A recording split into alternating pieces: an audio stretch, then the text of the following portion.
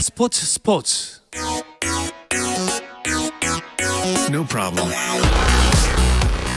화요일 저녁에는 이 두 분과 함께하고 있죠. 정 PD와 김 기자. 네, 정현호 KBS 스포츠 PD 나오셨고요. 일간 스포츠 김재한 기자. 이렇게 두 분 나오셨습니다. 안녕하세요. 안녕하세요. 어서 오십시오. 예. 일단 배구계가 조금 여러 가지 이슈 때문에 떠들썩합니다. 네. 스포츠란에는 그렇게 좀 불미스러운 일이 좀 없길 바라는 쪽이지 않습니까? 네. IBK 기업은행 사태 지난주보다 더 안 좋아졌죠. 지금 이제 조성화 김산희의 이탈 이후에 서남원 감독과 단장 경질에 이어서 김산희 감독 대행이 왔는데 그 이후에 또 이제 서남원 전 감독과 김산희 감독 대행의 진실 공방 또 이어지고 있고 그다음에 이제 차상현 GS 칼텍스 감독을 시작으로 해서 소위 말하는 악수 패싱까지 저희가 진짜 매일매일 뉴스를 볼 때마다 매일매일 화가 나고 또 매일매일 새로운 뉴스가 생기고 이러고 있어가지고 사실 보면서 배구계의 이제 주간 배구를 좀 시작하는 것은 좋으나 이런 이유로 먼저 시작하게 돼서 참 유감스럽다. 그러니까요. 그러니까는 이게 매일매일 그러니까 좀 새로운 이슈들이 벌어지는데 이게 어떤 뭐 진실 공방 그리고 거기에다가 또 다른 막 뭐 여러 가지 일들이 좀 벌어지고 거기다가 뭐 외국인 선수도 좀 이 퇴출을 시키는 과정이 좀 그렇게 싹 그렇게 석연치가 못했죠. 네네. 그런 부분도 있었고 참 이 계속해서 이 배구 팬들을 실망시키는 그런 맞습니다. 이슈들만 계속 나오고 있습니다. 일단 이게 지금 어떻게 지금 계속 이어져 가고 있나요? 어떤 그렇죠. 내용으로? 지금 이제 김산희 감독 대행 체제로 간다라고 이 서남원 감독을 내치고 네. 이럴 때부터 저희는 사실 이런 흐름으로 약간 진흙탕 싸움이 되지 않을까 생각을 하긴 했거든요. 그리고 나서 이제 다른 6개 구단 감독들이 김산희 감독 대행은 악수를 하지 않겠다. 네. 완전히 그렇게 또 나왔죠. 네, 굉장히 감정적으로 가고 있더라고요. 그래서 물론 이제 감독들끼리 서로 디스도 좀 할 수 있고 안 친할 수도 있고 하지만 대놓고 이렇게 악수 안 한다고 거부하는 건 처음 보는 것 같아요. 저는 진짜. 네. 모든 프로 스포츠를 맞아요. 통틀어서. 네. 그래서 차상현 감독의 인터뷰를 빌리자면은 배구인으로서 할 말도 많고 생각도 많은데 지금은 경기력과 관계없이 편한 사람이 누가 있겠느냐. 되게 불편하다. 정리가 돼야 한다라고 굉장히 불편한 감정을 얘기를 하더라고요. 사실 스포츠계에서 이렇게 라이벌 많아지고 스토리가 많아지는 건 좋은데 이런 스토리는 좀 아니지 않나. 네. 그런 생각이 계속 듭니다. 일단 이탈했던 김산희 감독 대행은 서남원 감독이 폭언을 했다. 네. 그래서 이탈을 했다. 네네. 그런데 서남원 감독은 폭언한 적이 없다. 지금 그렇죠. 진실 공방 중인 거죠. 맞습니다. 네. 일단 악수 패싱은 다다음 경기 쭉 이어질 것 같다는 생각도 듭니다. 오늘 일단 6개 구단 감독들이 마치 결의한 듯이 네, 그런 이제 악수, 그러니까 김산희 감독 대행과 만약에 경기를 이제 치르게 됐을 경우에 네. 악수를 하지 않겠다. 이렇게 지금 입장을 분명하게 밝혔고요. 네. 최고참인 이 김형실 페퍼저축은행 감독이 남의 이야기를 평할 처지는 아니지만은 상식적이지 않은 일이라서 안타깝다. 최고참 감독으로서 이번 사태가 참 안타깝고 하루빨리 좋은 방향으로 수습되길 바란다. 이렇게 이야기한 게 다른 감독들도 비슷한 입장이었거든요. 맞습니다. 지금 김연경 선수도 SNS를 통해서 본인이 이제 또 의사를 밝힌 부분들이 있었고, 그렇죠. 참 이번 건 관련해서 지금 이제 잠시 후에 저희가 좀 소개를 또 해드리겠지만 조성아 선수 이 임의해지 처리하는 과정도 썩 그렇게 매끄럽지가 못했습니다. 그러니까요. 네, 그리고 결국은 이게 지금 코보 이제 상벌위원회가 이제 다음 달 2일에 그러니까 내일 모레 열리게 되는데, 네. 하여튼 지금 모든 그런 과정들이 IBK 기업은행 구단도 좀 매끄럽게 해결하지 못하고 있고. 거기에서 지금 이 진실 공방을 벌이고 있는 이 인물들도 뭔가 이렇게 딱 뭐랄까요 좀 깔끔하게 이야기를 좀 하지 못하는 그런 부분들. 그러니까요. 배구인들이 말하기를 IBK 기업은행은 약간 민폐 구단으로 전락한 것 같다라는 그렇죠. 네. 표현까지 쓰고 있는데 네네. 선수들은 어떻습니까? 지금 경기 잘하고 있습니까? 김산희 감독 된 부임 이후에 23일 날 저희가 이제 저번 주였죠. 그렇죠. 순국생명전에서 3대0으로 대승을 거뒀어요. 맞습니다. 물론 순국생명 하위권이긴 했지만 태업 아니었냐 그전까지. 선수들은 당연히 부인하죠. 근데 이게 참 아이러니한 게 잘하고 욕먹어요. 선수들이.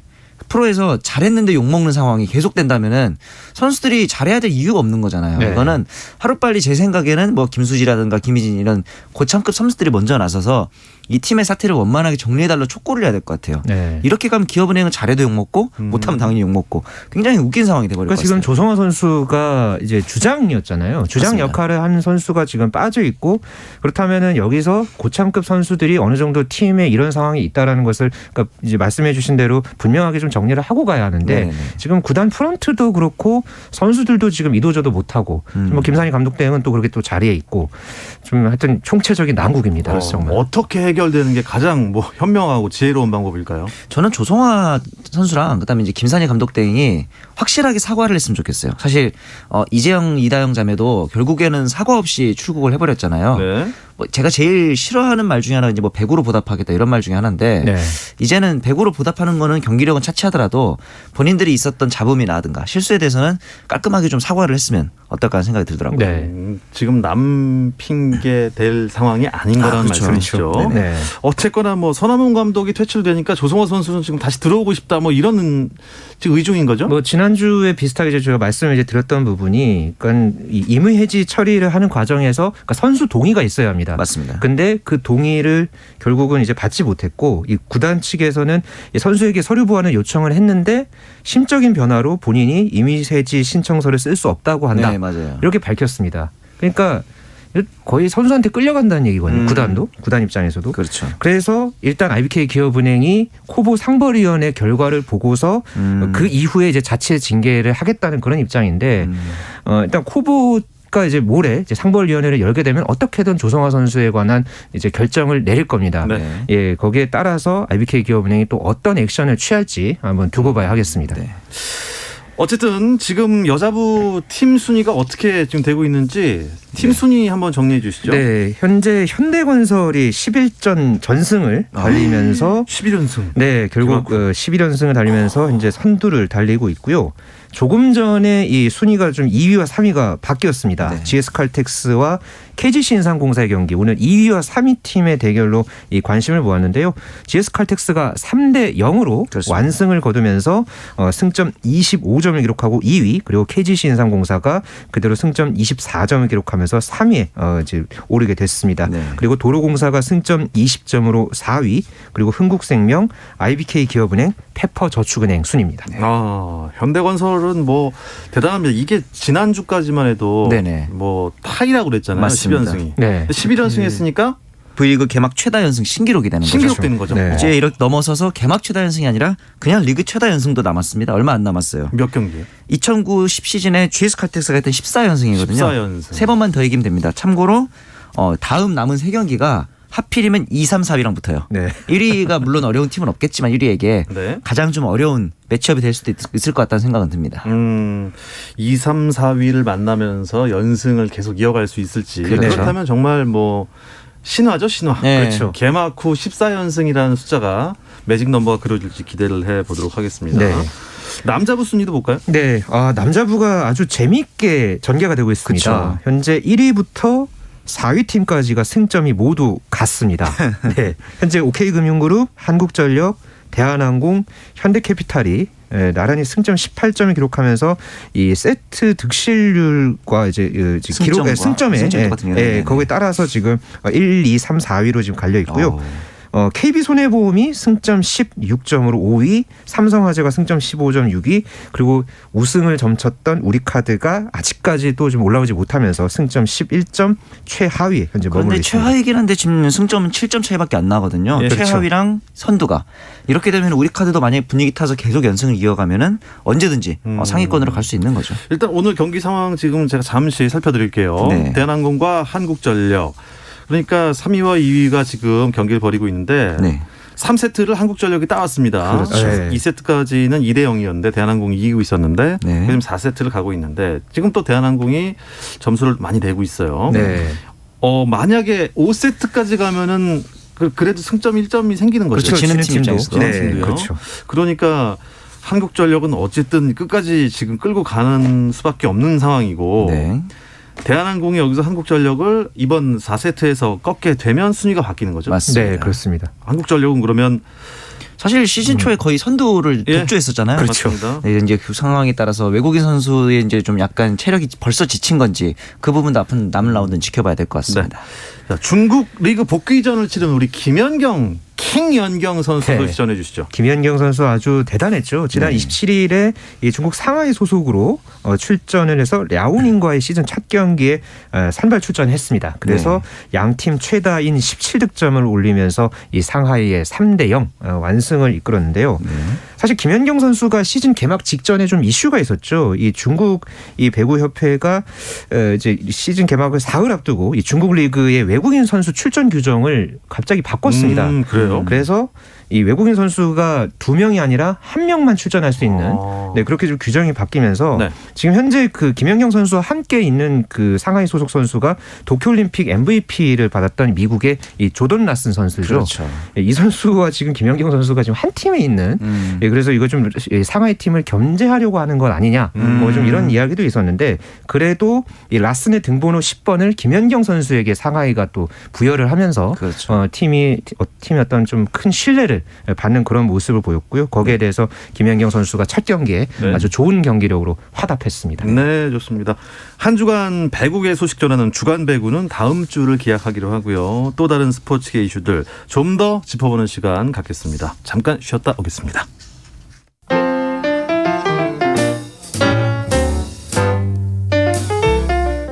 정 PD의 깊은 내공, 김 기자의 비하인드 스토리. 배구 이야기는 KBS 1라디오 스포츠에서 배구 선수 출신 해설위원 저 한유미도 듣습니다. 정 PD와 김 기자 많은 청취 부탁드립니다.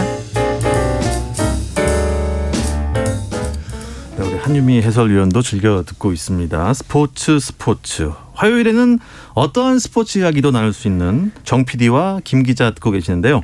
정현호 KBS 스포츠 PD, 일간 스포츠 김지한 기자가 바로 정 PD와 김 기자입니다. 네.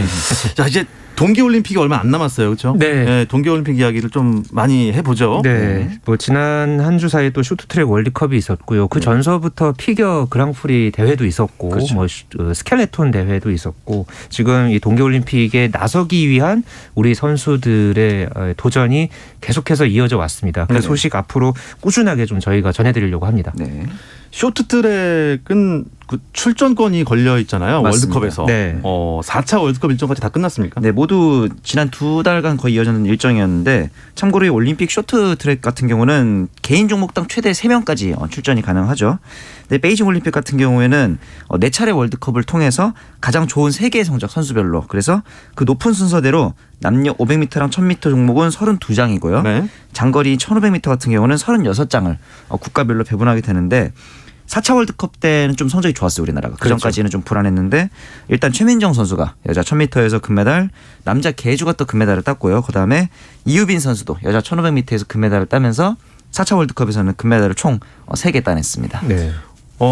그러면은 이 많은 출전권 중에서 우리나라가 가져온 출전권은 몇 장인 거죠? 그러니까 지금 남녀 1000m하고 1500m는 이제 3장씩 이제 갖고 그렇죠. 오게 최대한 됐고요. 따냈죠. 그리고 이 남녀 계주하고 혼성 계주가 또 이번에 올림픽에 처음 또 열리거든요. 네. 이거 좀 가져왔고 좀 500m 같은 경우에는 아직 이 국제빙상연맹에서 좀 최종적으로 지금 이걸 카운트를 지금 하고 있습니다. 그래서 현재로서는 한 2장 정도 남녀 지금 이제 500m 올 시즌 랭킹에 따라서 2장 정도 지금 쿼터를 받을 수 있을 것으로 보이는데 네. 이 발표는 다음 달 13일에 네네. 국제빙상경기연맹이 최종적으로 할 예정입니다.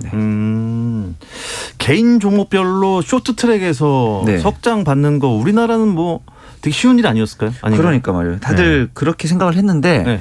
그전까지 올림픽 시즌하고 비교를 해봤을 때 저희가 좀 변수가 좀 많죠. 예. 1, 2, 3, 4차까지 이제 월드컵 합계 금메달 7개, 은메달 6개, 동메달 6개 뭐 당연히 선전을 했죠. 그런데 그 내용 자체가 조금 불안할 때가 많았어요. 그렇죠.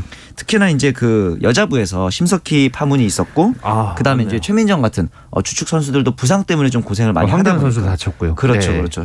어떻게 보면 남녀의 에이스들이 다 좀 부상이 있었다 보니까 그리고 이제 결선에 우리나라 선수들 올라갔을 때 보면 항상 두 명, 많게는 3명까지 올라가서 이 선수들끼리 부딪히면 어떡하나 이런 걱정을 항상 했었는데 네. 이번에 볼 때는 아예 결선에는 진출을 못하거나 파이널 A에는 아니면 한 명만 올라가는 그런 상황도 좀 많이 보였습니다. 네.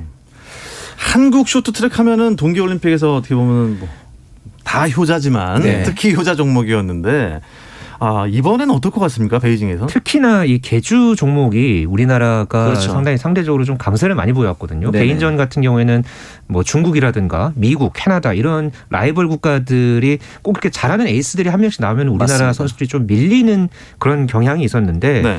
이번 그 이제 시즌 같은 경우에는 좀 우리 쇼트트랙이 좀 계주에서 조금 아쉬운 그런 이 성적을 월드컵 때 냈었죠. 그러게요. 1차부터 4차까지 월드컵을 보면 이 여자 대표팀이 금메달을 한 개도 따지 못했습니다. 아하. 1차 월드컵에서 동메달, 2차 월드컵에서 은메달, 3차에서는 4위, 4차에서는 3위로 들어왔는데 그게 네. 결국 실격이 됐었죠. 터치 과정에서 좀 미스가 있었던 네, 거죠. 그 미스가 있으면서 이제 그렇게 됐는데 그나마 이제 남자 팀이 마지막 이 월드컵에서 일단 금메달을 따냈습니다. 네네. 지금 뭐 황대현 선수가 아직 조금 이제 회복 단계에 있고 최민정 선수가 이번에 물론 이제 개인전에서 금메달을 따내기는 했습니다만은 네. 좀 아직은 좀 더 컨디션을 더 올려야 되거든요. 이 남은 한 2달 동안의 이 기간 동안 조금 더 이 계주에서 좀 더 선수들 간의 어떤 호흡 뭐 이런 부분이 좀 더 중요해진 그런 좀 부분이 있습니다. 네. 중국이 쇼트트랙 강국인가요?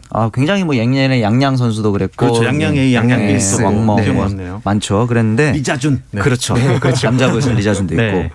근데 이번에 또 하필 안방에서 열리잖아요. 중국이 그렇습니다. 안방에서. 네. 그렇다 보니까 그 부분 이번에 계주라든가 그다음에 이제 단거리에서 났던 약점들을 좀 보완하고 이번에도 결국 그 터치 미스로 실격 처리가 된 거잖아요. 네. 이런 부분들이 사실은 연습을 통해서 오히려 우리나라의 그동안의 장점이었던 부분인데 이 부분에서 미스가 나왔다는 점이 좀 걱정이 되는데 평창 때 아마 다들 기억나실 거예요. 넘어졌는데 그거를 또 결국 따라잡아서 금메달 땄잖아요. 여자 그렇죠. 네. 계주가. 그래서 이번 부분에 대해서는 좀 더 많이 끌어올린다면 또 극적으로 좋은 결과가 나오지 않을까 하는 기대가 됩니다. 기대해 보겠습니다. 쇼트트랙에서는 금메달 막 우르르 나와야 되죠. 그렇죠. 네, 이번에 네. 기대하겠습니다. 자, 다른 종목들 어떻습니까? 네, 스켈레톤 좀 이야기를 좀 드리면요. 네. 이 정승기 선수를 저는 개인적으로 이 베이징 동계올림픽 때 만약에 이제 정승기 선수가 이제 쿼터를 따내서 나간다면은 굉장히 좀 주목을 할 선수라고 저는 좀 꼽고 싶은데요. 정승기 선수요. 이 선수가 2018년 평창 동계올림픽 개회식 때도 그때 당시에 이 태극기를 들고 그때 입장을 했었던 네. 그 주요제 선수 중에 한 명이었습니다. 네. 태극기가 아니라 오륜기를 아마 이제 들고 아하. 이제 차세대 유망주로 그때 이제 소개가 됐던 그런 선수인데 네네.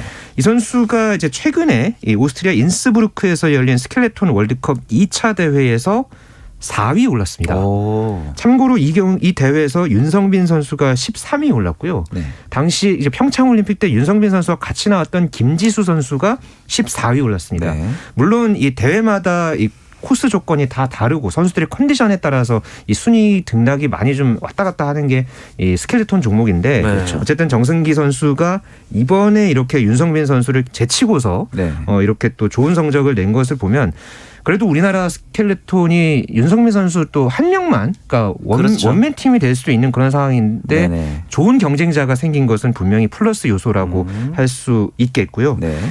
그리고 이제 피겨 스케이팅 같은 경우에는 그랑프리 4차 대회에서 차준환 선수와 유영 선수가 나란히 이제 남녀부 동메달을 땄었죠. 네. 아쉽게 이 파이널에는 차준환 선수가 종합 9위 그리고 유영 선수는 7위에 이제 올라가면서 네네. 상위 6명만 나갈 수 있는 이 그랑프리 파이널에는 아쉽게 올라가지 못했습니다. 맞습니다. 그랑프리 파이널. 이름에서부터 벌써 약간 왕중왕전 같지 않습니까? 그랑프리 파이널. 네. 완전 이제 왕중왕전이죠. 제일 최고 빌런 만나러 가는 그런 느낌이 나는데. 네. 네. 이 시니어 그랑프리가 1년에 6개 대회가 열리는데 네. 선수들이 6개 대회를 다 나갈 수는 없고 2개 대회에 최대한으로 이제 출전을 해서 포인트를 따게 됩니다. 1등의 경우에는 우승은 15점, 준우승이 13점, 3위를 하는 경우 11점 이렇게 포인트를 획득해서 이 중 이 합산 점수에서 1위부터 6위까지만 해서 6명이서 결정 이제 경기를 하는 거죠. 앞서 네. 말씀하신 것처럼 차준환 선수, 유영 선수가 각각 9위, 7위를 했기 때문에 이 그랑프리 파이널 출전은 좀 이 어려워졌습니다. 대회는 못 들었다. 네, 네. 이 대회가 참고로 이제 12월 9일부터 12일까지 네네. 일본 오사카에서 이제 열릴 예정이고요. 아무래도 이제 그랑프리 파이널 이 최종 정말 대단한 선수들이 이제 모이는 그런 대회이기 때문에 네네. 거의 뭐 올림픽 전초전이다 이렇게 볼 수 있겠습니다. 이런 그랑프리 파이널에 러시아는 여자부에서 그렇죠. 5명이 출전한다고요. 6명 중에서 말이죠. 5명이 러시아 네. 선수입니다. 네. 이 특히나 이 발리에바 선수 15살입니다. 올림픽에 나갈 수 있는 가장 어린 나이. 그렇죠. 그런데 벌써 지금 제2의 김연아 소리를 듣고 있어요. 네. 지금 보니까 이 평창에서 금메달 땄던 자기토바처럼 러시아 타타르 호녀리 선수인데 시니어 무대에 데뷔하자마자 지금 쇼트 프리 총합 모든 기록이 다 세계 신기록입니다. 네. 굉장히 기록적인 행보고 이 피겨의 특징이 좀 어릴수록 유리하다는 말이 있어요. 몸무게도 가볍고 성장세에 있기 때문에 조금 더 화려한 기술들을 몸이 가벼워야만 뭐 빠른 스케이팅을 할 수 있잖아요. 네. 그런 부분에 있어서 좀 어린 나이인 15세에 출전을 한다는 데 있어서 역시 이번에도 금메달 영순위로 보시면 될 것 같습니다. 발리예바. 네. 그렇습니다. 발리예바 뭐 이런 거 어쨌든 왜냐하면 제가 이제 이름을 기억하려고 아, 네네. 검색을 이따 해봐야 되니까요. 네. 알겠습니다. 근데 동계 유니버시아드가 취소가 됐다고. 네. 네, 아까 저는 어머니한테 들었습니다. 그렇군요. 네. 원래 유니버시아드에 관심이 많으시군요. 예, 관심이 있다기보다도 뭐가 취소됐다니까. 네, 그러니까 2년에 네. 한 번 열리는 대회죠. 맞습니다. 이 동계 유니버시아드 대회가 이제 취소가 된 소식이 오늘 이제 전해졌는데요. 네. 예, 이 유니버시아드 대회를 주관하고 있는 국제 대학 스포츠 연맹이 성명을 통해서 네. 다음 달 11일부터 21일까지 이 스위스 루체른에서 열릴 예정이었던 2021년 동계 유니버시아드 대회를 열리지 않기로 이제 결정을 했습니다. 이 그 상황은 아무래도 최근에 그 오미크론 그러니까요. 이제 코로나19의 변이 바이러스죠. 이게 좀 또 전 세계적으로 좀 확산이 되면서 네. 여러 가지 지금 또 뭐 안전 문제가 좀 제기가 되고 있고 뭐 네. 유럽 지역 같은 경우는 지금 뭐 국경 봉쇄도 다시 지금 좀 이어질 그런 상황인데 지금 이러면서 지금 베이징 동계올림픽의 어떤 안전 문제도 다시 불거졌습니다. 그렇죠. 지금 중국의 인권 문제 때문에 뭐 서방권의 외교적 보이콧 움직임이 계속해서 이어지고 있는데 이렇게 만약에 이제 오미크론이 어떻게 이제 확산이 되느냐에 따라서 분명히 베이징 동계올림픽에 영향이 아마도 갈 것 같습니다. 매우 네. 가능성이 높죠. 네, 가능성이 높죠. 변이가 또 그렇게 발생해서 아주 사실 가장 마음 졸이는 건 그 출전하는 선수들 본인 아닐까요? 그렇죠. 네. 네. 뭐 도쿄올림픽 때도 그랬지만은 뭐 경기력을 떠나서 만약에 경기를 하다가 내가 문제가 아니라 같이 뛰는 선수가 확진이 된다? 특히나 이제 동계 종목 같은 경우는 실내에서 펼쳐진 종목들이 많으니까 네. 이 부분에 대해서 이제 분명히 선수들의 백신 접종을 미리 한 선수들도 있겠지만 뭐 이런 변이 바이러스라든가 이번 부분에 있어서는 걱정이 안 될 수가 없을 그러니까 겁니다. 동계 스포츠의 특성상 이 출전권을 받으려면 이게 또 올림픽 직전까지 이렇게 그렇죠. 경쟁을 해야 하거든요. 네네. 그러다가 이게 출전권을 본인이 이제 따냈지만 이게 올림픽 직전에 약간 어떤 변수에 의해서 많죠. 이게 좀 바뀔 수도 있고 그렇기 때문에 참 여러 가지로 예단하기가 힘듭니다. 또 네. 베이징에서는 무조건 관중을 받겠다. 그렇죠. 의지가 크잖아요 지금. 지금 네. 베이징은 예전에 그 베이징 올림픽 2008년 때도 기억나실 거예요. 선수들 경기하고 있는데 막 소리 지르고 네. 텃세가 많았잖아요. 대단했죠. 제가 네. 생각하기엔 이번에도 어차피 국내 관중만 받는 상황이기 때문에 중국 입장에서는 어떻게든 좀 관중 유치를 하려고 노력을 할 것 같습니다. 네. 중국의 인구 숫자로는 뭐 충분하고도 남을 네, 것 같은 충분하죠. 이런 생각도 들고. 지금 베이징 올림픽 얼마 남았죠? 네, 현재로서는 그러니까 2월 4일부터 20일까지니까 네. 지금 한 2달 정도 조금 넘게. 그러니까 오늘로서는 지금 63일 네, 지금 남아 있습니다. 남아 있는 그런 지금 상황인데 네. 앞으로 상황이 어떻게 변할지는 계속 예의주시해야겠지만요. 네. 그래도 이제 2달밖에 안 남았으니까. 그렇죠. 그럼 이제 우리도 본격적으로 좀 올림픽 체제로 이거 좀 전환해야 되는 거 아닙니까? 그런 그렇죠. 생각도 좀 있습니다. 왜냐하면 동계 종목은 또 하계랑 다르게 생소한 종목들이 아마 많을 거예요. 네. 사실 컬링도 저희가 알게 된 지 얼마 안 됐잖아요. 그렇죠. 맞습니다. 영미 때문에. 그러니까요. 스켈레톤도 그렇고요. 맞습니다. 네. 그래서 루지랑 스켈레톤은 또 어떻게 다른지 네. 또 봅슬레이란 썰매는 또 어떻게 타는 건지 등등 또 종목도 소개하면서 우리나라 선수들이 어떻게 출전하고 있는지 네. 그런 부분을 짚어봐야 될 것 그러니까 같습니다. 어쨌든 도쿄올림픽 지나고서 반년 정도 지금 지나가지고 그러니까 이렇게 말이에요. 또, 예, 또 동계올림픽 이야기를 하니까 좀 이런 부분은 참 새롭기는 합니다. 네. 네. 네. 자, 그래서 다음 주부터 정 PD 김 기자는 주간 배구와 올림픽 리포트로 함께할 예정이라는 소식 전하면서 두 분과는 여기서 인사 나누겠습니다. 정현호 KBS 스포츠 PD 또 일간스포츠 김지한 기자였습니다. 고맙습니다. 감사합니다. 내일도 저녁 8시 30분입니다. 박태원의 스포츠.